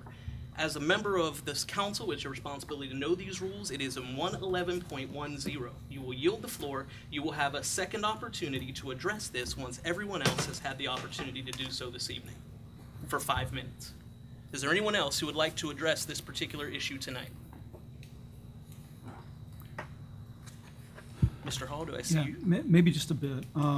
First of all, I guess I would like to say that I support the broad principles of improving the housing stock in our community. It does appear to me that there are significant numbers of members of the community and the board that have voiced some concerns around transparency, and I'm wondering, again, after some conversations about this particular issue with members of the administration, if there's been any movement around establishing criteria and developing a committee to oversee this process so that we can assure the citizens of our community that this is an open and transparent process that we are engaging in. Do you want to speak to that question at all, Mr. Mayor? Well, there is a housing board or housing council that's supposed to be appointed. The city council has 2 members to appoint. I believe I have 2 members. The planning commission has 1, and then those 5 members appoint 2 additional members, so a total of 7. So that council, though, if I remember correctly, only addresses if there's an appeal. Is that correct? Right, that's correct. They address any appeals that are made either by the property owner or by the city, or I assume anyone else that wants to appeal something. Right, and they're also responsible for filing an annual report to the Development Services Agency and some other minor reports and review. And they're supposed to review every year the abatements that have been issued and that the criteria for the abatements are being met.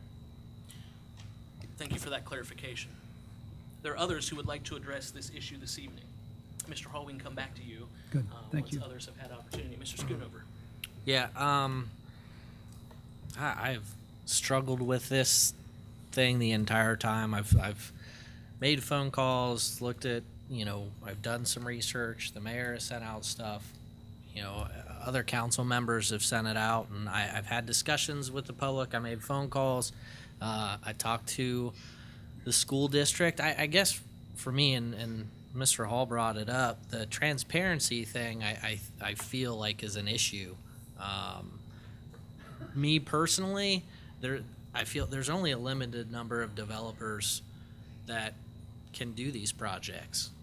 Whether that's the ones that are in town or the ones that would come from out of town. It's not like I can't pool my money together with 2 people sitting here at the table and say, hey, we're going to build 10 units.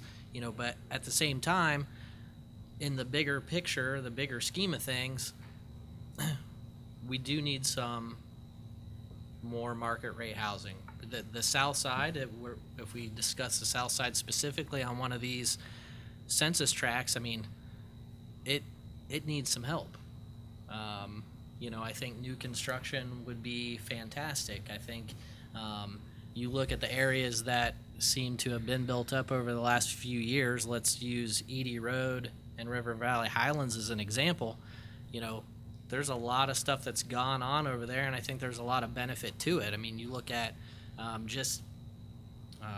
projects that the city does, whether it's upgrading stormwater or sewer projects or whatever, it's in those more recently developed areas. And if we can bring in new construction to, I'm not going to focus on downtown. It seems like everybody focuses on that, but the south side is in need. I live in the neighborhood. I mean, good Lord, you approach the railroad tracks and it seems like you're in a different community. So, but I do struggle with the transparency. The housing council part of it, the decision's already made by the time they would ever get involved. So I don't like the lack of control, if you will, with this piece. I mean, it's really up to the mayor on how the 15% or the 100% 15-year abatement works.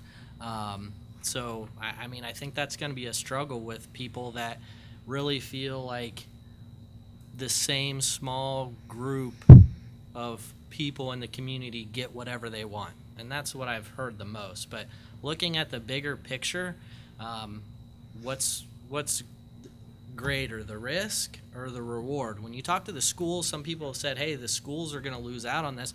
Speaking to the schools, they're looking at the bigger picture. You have the potential to lose real estate tax, but at the same time, you're bringing in more people. They're looking at the income tax benefits from it. So we all pay, the school gets money from both property tax and income tax. So they're looking at a small loss in property tax to gain more on income tax. So the argument that it's going to hurt the schools is, I think, a moot point if you talk to the right people. I do, again, come back to that. I've struggled with it because I get it. I see the bigger picture, but I feel like the transparency or the perception of some of it is what's causing a problem. Thank you, Mr. Schoonover. Is there anyone else who would like to address this? Ms. Bobbitt. Thank you, Dr. Old. Ever since we introduced this, I've talked to some and have expressed that mine is a yes vote. I think that this encourages growth for the city. I'll piggyback off what Corey said. There are several places in the city that have blighted homes. If we might have one developer that might come to our city and tear down 4 or 5 of these blighted homes, then we've made our city look better. We've helped our own property values. I'm a yes vote all the way. Thank you, Ms. Bobbitt. Anyone else who would like to address this evening? I would, please. Ms. Downhour. So to echo what Corey has said, this affects more than just downtown. It affects the southeast areas of Lancaster. And I do not have a personal stake in this to address Ms. Burnside. I do not own any rental properties in this area. And I live down where Corey lives now and grew up in that area. And this area needs encouraged development. So I will be voting yes for this ordinance or resolution. Thank you, Ms. Downhour. Anyone else who would like to address? Yes, Ms. Teener. I really haven't struggled with it very much at all because I've read it, I've spoken with people, and I guess my thing is if somebody's got the money to build 3 or more units, they've already got money, they're going to be making money, and who's to say that this is going to be, these people that are going to be in these apartments or whatever are actually going to be working? What if it's affordable housing, low income housing? They're not going to be working. And I pay my property tax, other people pay their property tax, it goes for streets.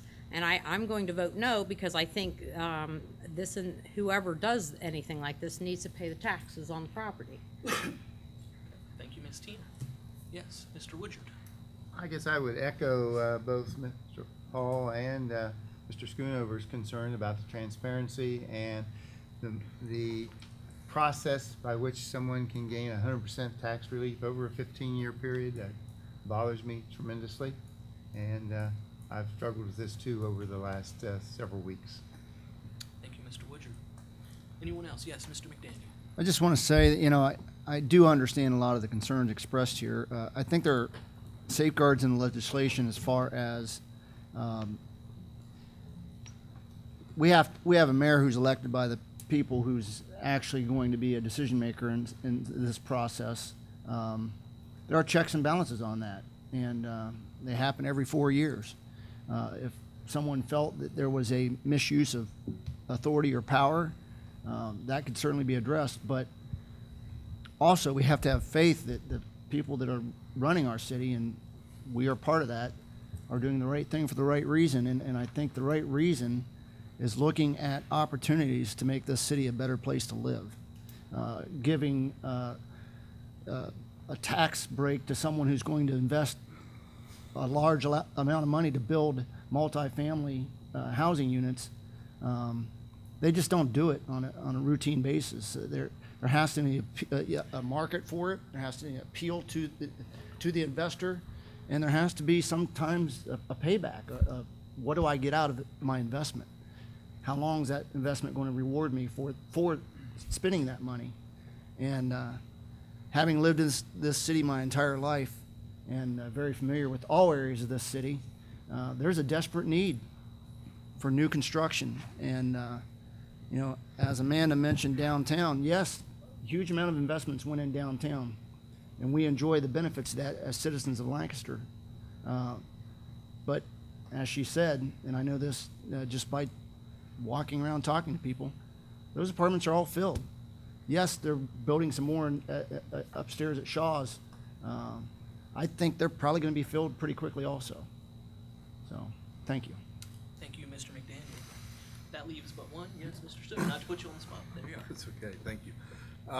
You know, I don't struggle with this at all. I mean, if we can take the big concern that we're just gonna have this mad rush for people to come in and build these multi-family units in all of these areas, and a bunch of people are gonna get 15 years of exemptions on the new portion of the build, not the property itself. They're still gonna pay on the property, correct? Correct. And then, you know, they're gonna pay on the exemption on the improvement. I think Mr. Schoonover said, like the school board, they took the long look at it and said, no different than the school board did with the Edie Road development, which was all commercial. And they had zero concern about the 10-year TIF that was over there that kind of exempted some of their property taxes as well. Our city, and I said it in finance, hasn't looked any better than it looks right now. And we have people that actually want to come here and invest in this city. And if this turns into an opportunity to create new housing, and then I shared with Mr. Groff a couple of the charts that were provided to us that really showed the kind of the need for the kind of the lower income housing. They get an opportunity to live in better housing. That's not a bad thing. So that's kind of my concern, that we are continuing to put new stock, create new opportunities to continue to lift up our city, because I don't think it's looked any better in my lifetime. So thank you, Mr. President. Thank you, Mr. Stoughton. Mr. Groff, I know that we're going to return to you here in just a moment. Before we do, let me just say it's my job to enforce the rules, and you were not singled out tonight. In fact, I allowed a courtesy to go past the 5 minutes as you were speaking. When it became clear you were not going to wrap up, it was time to yield the floor to be fair to everyone and give everyone the opportunity to speak. We will now return, and I clocked every person's comments tonight, not just yours. You're not singled out. With that, we'll return to you for your additional comments on this if you would like. From the comments that have been made, as far as the tax abatements, a CRA program is for where development has been discouraged. We are talking about areas where development has been encouraged. When you look at low income, there are other means of tax breaks or grants available for that. The CRA program is a permanent tax exemption incentive program that does not have a sunset provision. According to the ORC, local legislative authorities may wish to include an annual review or renewal clause to ensure the program is meeting expectations, but this legislation doesn't include that. I would recommend that we include that. The local legislative authority must designate a housing officer. Has that been done? No, we've been told who that is, but this council has not designated a housing officer as per the Ohio Revised Code. I'm going to flip back here to the schools. Note that the CRA agreement is proposed, which provides an exemption greater than 50%. The local legislative authority must request the Board of Education's approval a minimum of 45 days prior to the scheduled local legislative review. I don't believe that time frame was met at all. The Board of Education, by resolution adopted by a majority of the board, shall approve or disapprove the agreement and certify a copy resolution to council not less than 14 days before. I don't believe that full transparency was given to the board. I don't believe that that procedure was properly followed, and I don't believe they really know what they were voting on per conversations that I've had. So I would question that also. Again, I'm not going to go through the rest of this, but just to conclude, who is it that insists that this be done now? After almost 10 years of sitting on the city's shelf, why has the city's economic development director not utilized this CRA over the past several years when the economy was down much more? not when it's more booming as it is now. Why the rush forward now, using census numbers from 10 years ago?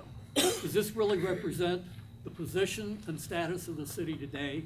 Moreover, is this fair to the taxpayers who will have to make up these dollars to repair our streets and our schools?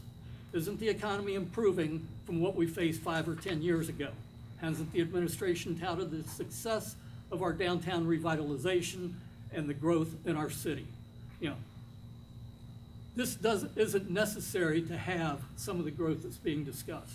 One of the properties primarily discussed here has already been purchased, the plan's already been submitted, and now we're gonna say, let's give a tax break on it after the fact. I can't support this. I believe this will be a negative impact on the citizens, our schools, funds for our city streets, our city parks, and other important local services. Thank you. Thank you, Mr. Groff. Is there anyone else who would like to address this evening? Mr. Woodyard. Again, on the council control and the transparency, I look at section 7, which basically says that council deserves the right to reevaluate this after December 31st, 2029. I don't feel that this is any way near effective for council to have any ability to take this and revise it, or to even disapprove of it if it's not acting in what we feel is the best interest of our community. To give a 10-year before we can even revise this or change it seems to me unrealistic. Thank you, Mr. Woodyard. Mr. Hall. Mr. President, I really want to support this motion because I agree broadly with the principles that are embedded in the notion and the concept. But getting back to the issues of transparency in terms of how city government operates, it seems to me that it would be helpful if we could develop or be able to review a set of criteria that will be used to evaluate CRA applications, both from the standpoint of approving them and determining what rate they will be approved at. So that we do have that sense. And also if there could be some sort of potential statement to look at issues around unintended consequence in terms of potential harm of CRAs, so that, again, we have a more formalized process in which CRA applications are reviewed and approved. It seems to me that that would be a prudent measure on our part, or on the city's part, as we develop a process to move forward with some sort of CRA process. Thank you, Mr. Hall. Yes, Mr. Mayor, would you like to respond to that? If everybody's finished, I will. I saw Mr. Schoonover's hand. I'd like to hear all the objections Okay. before I Mr. speak. Schoonover?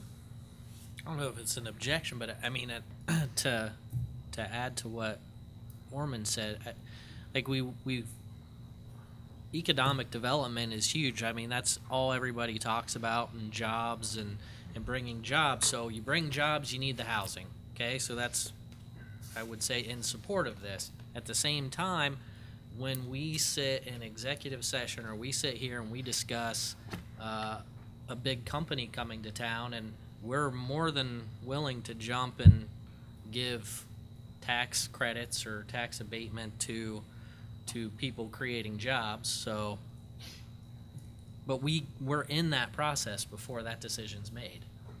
That we're on the outside looking in this scenario. So, I mean, that's why I'm struggling with it. So I want to encourage that, and I think that the housing is going to help with the jobs and all of that, but there's just, like Jerry said, the 10 years and the after the fact involvement is my struggle. Thank you, Mr. Schoonover. Further comments? Mr. Mayor. Well, I guess I'll start out with the big picture. My objective as mayor is to make this city a place that our young people especially, and others, would like to move to instead of away from. And I think that's what I'm trying to accomplish in this effort. I think I related at the last meeting that this all started with an effort by Wagenbrenner to invoke some incentives so they could move the Gateway site at Main and Memorial. And we believe, Mr. Groff, that we couldn't do another CRA because of our pre-94 CRA. And Wagenbrenner volunteered to pay the legal fees to do the research to see if that was true. And we found out that it was not true, that we could implement an overlay CRA which would allow multifamily housing to be incentivized for development. The current CRA already covers industrial, commercial, and improvements to existing housing. So we didn't need that in this case. And as part of the application for a CRA, because not only does this body have to approve it, but the State Development Services Agency has to approve this CRA, they required this housing survey, and this is adequate for what they require. I started looking at statistics around, and I was pretty amazed and even appalled at what I found. And it seemed immediately obvious that just limiting it to the central business district didn't make a lot of sense. And let me point out some facts. Census Tract 317, 34.7% of the families live below the federal poverty level. Most of that is in Ms. Teener's district. Census Tract 322, which is the east side and the south, which we've discussed, 38% of the families in that census tract live under the federal poverty level. Census Tract 320, which is basically the central business district and on further north, 27.5% of those families live under the federal poverty level. Sure, we've had lots of development in Mr. Groff. All those new residential things that have developed downtown probably don't amount to 10 apartments if you totaled them all up. All the development has been up at the mall. We've got Midtown filled up immediately. We got Lancaster Ridge filled up immediately. As a matter of fact, in a survey I have here of the market rate apartments, 2,102 market rate apartments are 98.1% occupied. All of the tax credit or government subsidized housing are 100% occupied. And that's another 650 units. We have a housing shortage. Fairfield County is pegged by the housing agency, the state housing agency, is having 3,100 living units short. Fairfield or Lancaster is 40% of that. That's 1,200 apartments. We need more housing. We need market rate housing, and we need low income housing. It's an economic development situation. We just attracted a company that's going to hire 300 people. Where are they? There are hundreds of job openings in this town right now that can't be filled.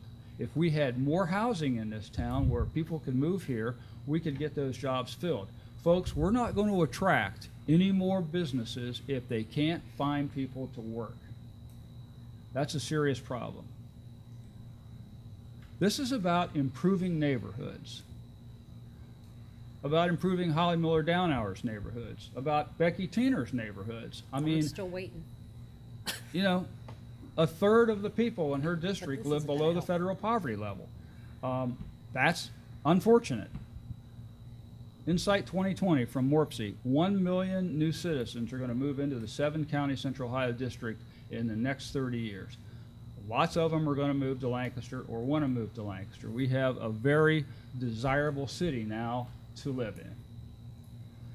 We need to have housing for those people. Let's talk about transparency. This CRA works exactly like the existing CRA that we have. It's an economic development decision, as this would be.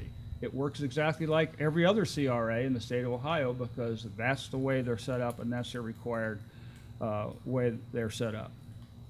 You know, we do a lot of work to attract businesses to this town. We need to do a lot of work to attract housing to this town. These 3 census tracts, 2 of them, the only 2 census tracts of all the census tracts in Fairfield County, 2 of them, 317 and 322, were approved by the state and federal government as federal opportunity zones.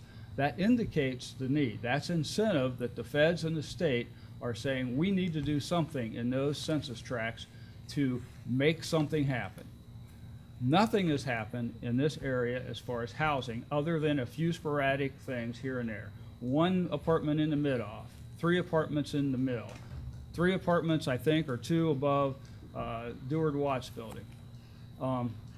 You know, we need hundreds or thousands of living units in this Lancaster.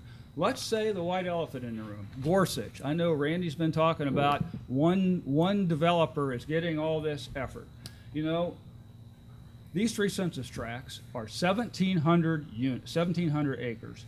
That tract that the Gorsuch owns at East School, or I assume they own it already, is what, 2 or 3 acres?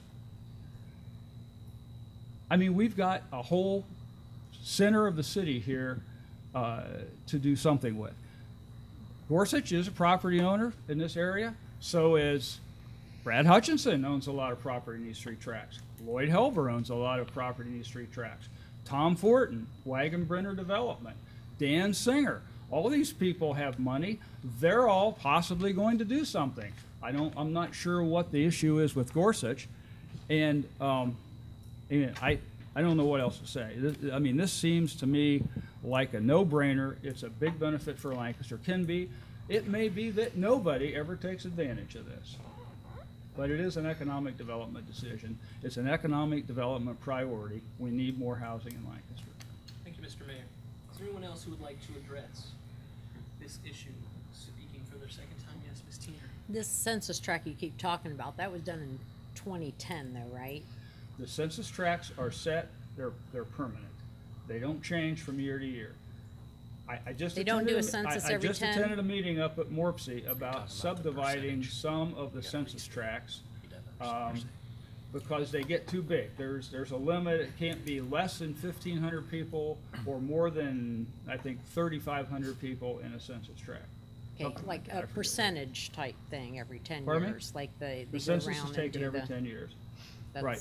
These numbers about poverty level are from 2017, let's see, so 2018, they're from the Federal Financial Institutions Examination Council's Geocode Census Report from 2018, not from 2010. Is that all you have, Ms. Teener? Mm-hmm. Okay, thank you. Anyone else who has not? Mr. How many people since 1979 have taken advantage of the Community Reinvestment Program? I'm sorry, I didn't. How many people since Council Resolution 12379 was passed in November of 1979 have actually taken advantage of the Community Reinvestment Program? Ooh, I've seen a report. There are probably a dozen. I mean, Magna certainly will be one, as well as South Central Power going back. I'm talking about residential. Residential, there are 3 currently. They're all in, I guess, within 3 or 4 blocks of downtown. I think there's one on West Wheeling Street, and those are single residences that the current CRA allows if you spend more than a certain percentage of the value of your residence, you can apply for tax abatement on the improvements only, not on what was there before. Okay, thank you. Anyone else who hasn't spoken again would like to address this issue? Mr. McDaniel. I just wanted to point out that in section 4 of the resolution, that abatement is up to 15 years. It's not a permanent abatement. Thank you. Anyone else? We have about 2 members left who haven't taken their second swing at this. If you'd like to do so at this time. Well, as predicted, a robust discussion, and I appreciate the diligence and hard work that each member of council put into understanding and try to get clarity on this issue. It is a bit weighty, and sometimes the things we do here are a little bit easier, and sometimes like this one, they're a little bit more challenging. So with that, if those other two members aren't seeking the floor, we will call the roll. Please call the roll. Mrs. Bobbitt, Yes. Mrs. Downhour, Yes. Mr. Groff, No. Mr. Hall, Yes. Mr. McDaniel, Yes. Mr. Schoonover, Yes. Mr. Stoughton, Yes. Mrs. Teener, No. Mr. Woodard, No.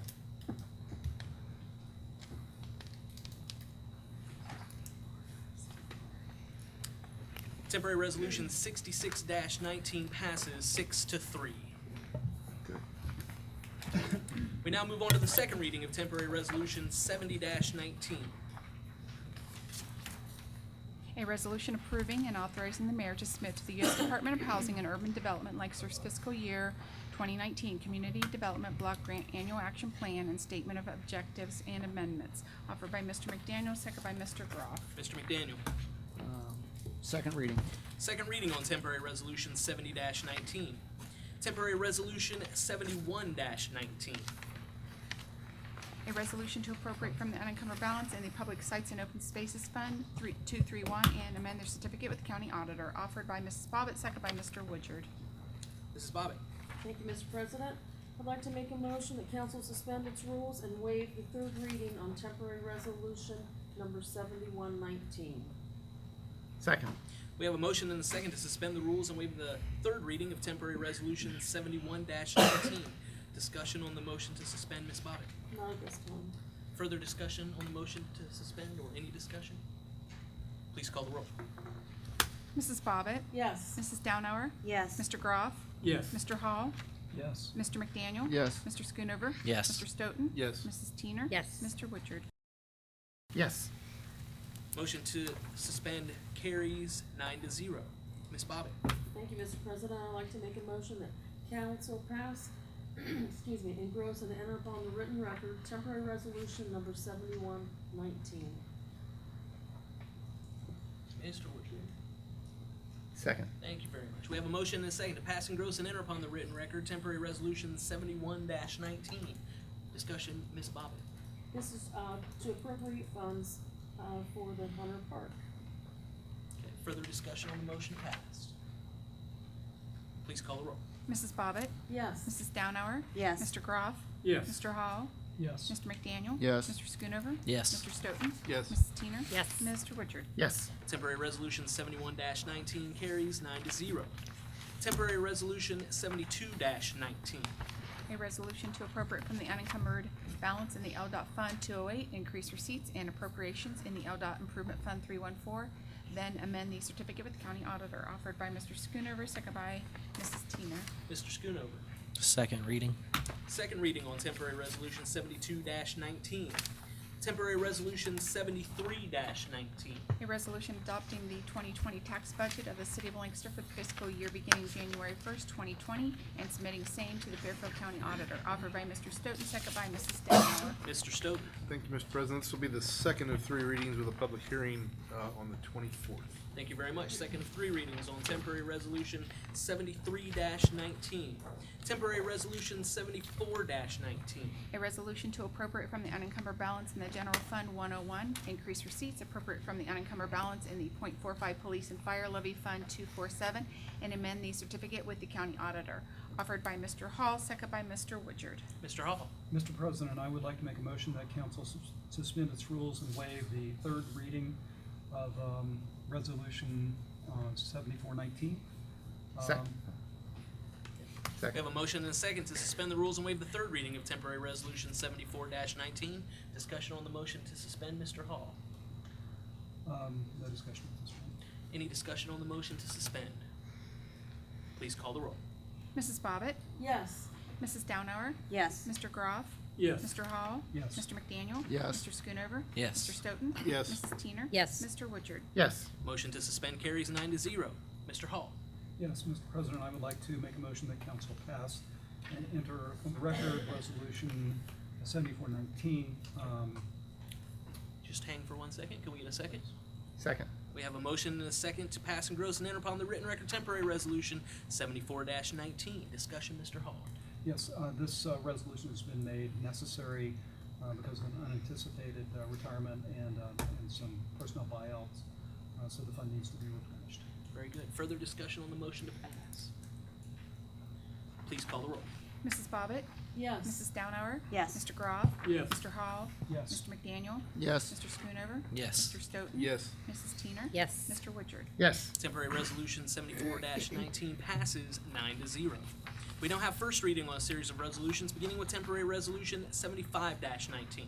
A resolution authorizing the Law Director's Office to apply for the Victims of Crimes Act VOCA grant, offered by Mr. Stoughton, second by Mrs. Downauer. Mr. Stoughton. Thank you, Mr. President. First of two readings, please. First reading on temporary resolution 75-19. Temporary resolution 76-19. A resolution authorizing the Service Safety Director to advertise for bids for the Memorial Drive Culvert Repair Project, offered by Mr. Woodard, second by Mr. Hall. Mr. Woodard. This be the first of three readings. First three readings on temporary resolution 76-19. Temporary resolution 77-19. A resolution to increase receipts appropriate from the unencumbered balance in the Stormwater Utility Reserve Funds. I've got too many numbers there.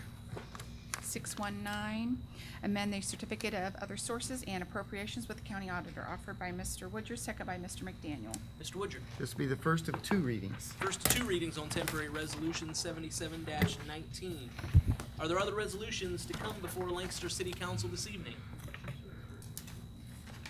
Seeing none, we'll move on to the reading of ordinances, beginning with the first reading of temporary ordinance 9-19.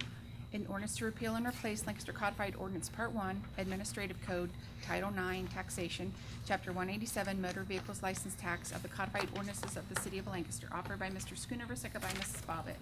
Mr. Schoonover. First of two readings, please. First of two readings on temporary ordinance 9-19. Temporary ordinance 10-19. An ordinance to authorize the Service Safety Director to accept approximately 21 acres, more or less, of property situated in Section 33, Township 15, Range 19, Township of Greenfield, Fairfield County, Ohio, from the estate of D. Merrill Bowers, offered by Mrs. Bobbitt, second by Mrs. Teener. Ms. Bobbitt. First of three readings, please. First of three readings on temporary ordinance 10-19. Are there other ordinances to come before Lancaster City Council this evening? Seeing none, we'll move to unfinished business. Is there any unfinished business that anyone would like to discuss this evening? Yes, Ms. Tina. I've just kind of wanted to update the public about the Cupcake Warriors that was well played last time they came because they brought the kids. So that night we made $350 just for around council floor, and then a local attorney matched the $350 that night. And then 2 days later, I got a call from a gentleman anonymously from California who donated $500. And then I believe it was over $2,000 they raised. Fantastic. So I just wanted to update everybody. Thank you, Ms. Teener. Thank you for bringing them in at our last meeting and for helping us spearhead that effort. We appreciate it. Thank you. Further unfinished business this evening. Oh, you owe me $20. Thanks for putting that out there. Just remembered.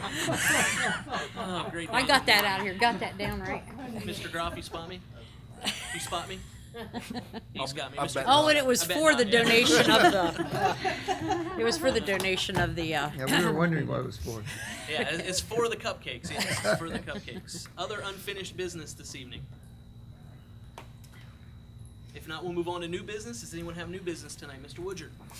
Just a comment. There's been a lot of discussion nationally and in the state about the motorized scooters in various communities. And I'm wondering if maybe we need, through the law committee, to address this issue. It's a possibility that some company may want to come into Lancaster, or maybe for the festival or something, or on a permanent basis. Maybe we should have something on the books to make sure that we're covered. And maybe we are already covered, but I think it's something we need to explore and see, because say you have some of the big city communities are looking at outlawing them. I'm not advocating that, but I'm thinking maybe we need to take a look at what type of ordinances or legislation we might need to regulate this industry if it comes into our area. Thank you very much, Mr. Woodyard. Ms. Hall, is this something the law committee, Mr. Groff, could potentially take up, or maybe you have an answer already that? Got a note. You got a note? Okay. So we can just address it at the I'm next not law. aware of anything, are you? So we previously addressed it, along with slow speed vehicles, and we might need to take another look at both of those, so we'll put that on the agenda for next month. Very good. Thank you. Thank you very much. Further new business this evening.